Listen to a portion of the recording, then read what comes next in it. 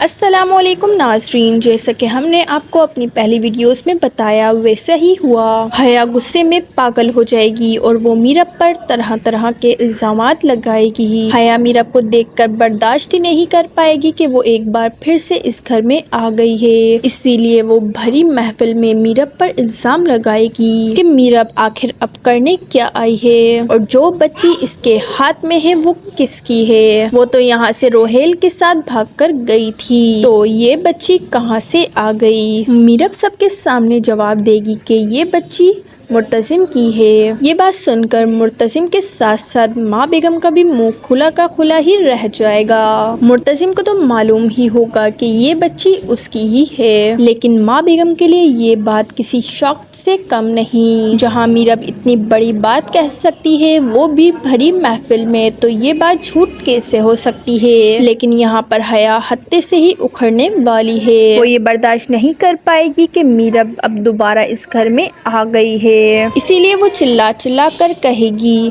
کہ میرب ہمیشہ میری خوشیاں چھیننے کے لیے ہی آ جاتی ہے۔ وہ میرب کو گھر سے نکل جانے کا کہے گی، مگر میرب ڈٹی ہوئی کھڑی رہے گی۔ مگر یہاں پر تو مرتسم تو سب سے زیادہ بت بنا کھڑا ہوگا، جو کوئی بھی لفظ نہیں بول رہا ہوگا۔ سب خاموش کھڑے ہوں گے، لیکن صرف حیا ہے جو کہ بولی ہی جا رہی ہوگی۔ یہاں پر انور جیسے ہی اپنی بیٹی کی ڈھال بنیں گے تو حیا انور کو بھی دھکا دے دے گی اور کہے گی کہ ماموں جان، آپ نہیں جانتے کہ یہ میرب میری خوشیاں برباد کرنے کے لیے ہمیشہ ہی آ جاتی ہے۔ آج اسے گھر سے جانا ہی ہوگا۔ اگر یہ آج اس گھر سے نہیں گئی تو مرتسم کبھی بھی میرے سے شادی نہیں کرے گا۔ مرتسم ہکا بکا کھڑے ہو کر بس دیکھے ہی جا رہا ہوگا کہ یہ سب ہو کیا رہا ہے۔ تو حیا آگے بڑھ کر میرب کو ہی دھکے دینے لگ جاتی ہے۔ وہ میرب کو دھکے دے کر گھر سے نکالنے کی کوشش کرے گی، لیکن یہاں مرتسم جو بت بنا کھڑا دیکھ رہا ہوتا ہے وہ اچانک بول پڑتا ہے۔ جو مرتسم میرب سے ہمیشہ ہی محبت کرتا تھا، بھلا وہ کیسے برداشت کر سکتا تھا کہ کوئی میرب کو اس طریقے سے گھر سے نکالے، وہ گھر جو صرف اور صرف میرب کا ہی ہے۔ یہاں مرتسم جو حیا سے شادی کر رہا ہے